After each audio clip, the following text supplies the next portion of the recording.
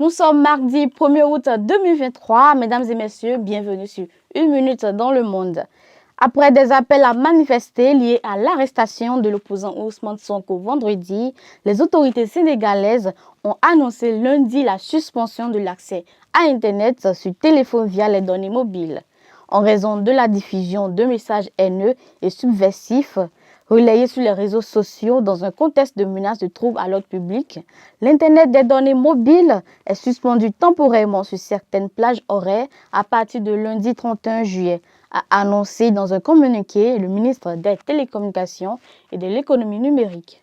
La Centrafrique a voté sur un projet de nouvelle constitution pour allonger le mandat présidentiel.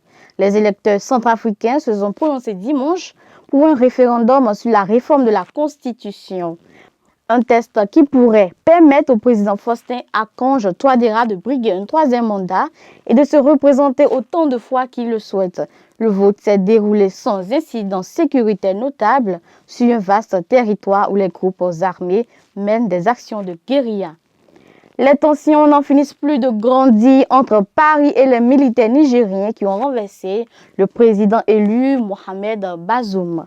Les putschistes ont accusé hier la France de vouloir intervenir militairement au lendemain d'un sommet des voisins ouest-africains du Niger, menaçant d'utiliser la force s'il n'était pas rétabli dans ses fonctions d'ici dimanche. Le Quai d'Orsay, de son côté, a affirmé n'avoir d'autre objectif que la sécurité des ressortissants et entreprises français. Une frappe russe a ravagé un immeuble d'habitation à Kryvyi Rih, la ville natale du président ukrainien Volodymyr Zelensky hier. L'un des missiles a détruit un pont entier d'un immeuble, faisant 6 morts, dont une fillette de 10 ans, sa mère et son 15 blessés, selon un bilan actualisé du responsable de l'administration militaire de cette cité.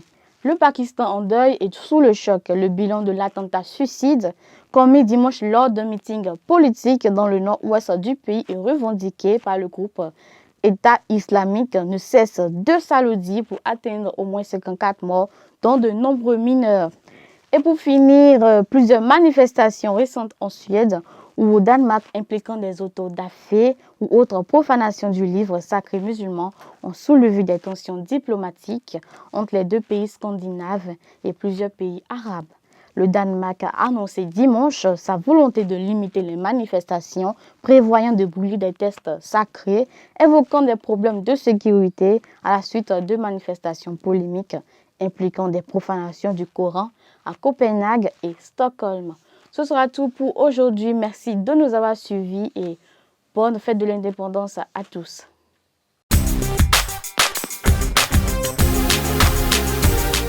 Vous aimez la qualité et vous recherchez des matériaux de construction fiables? Bâtisseur Plus Inter est la solution.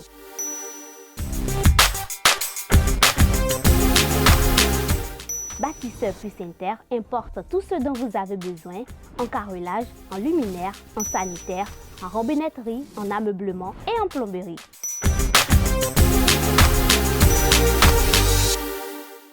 Visitez-nous à Abomey-Calavi, 4e rue après SOS, en quittant Kota pour l'université d'Abomey-Calavi. Infoline 00229 91 77 72 77.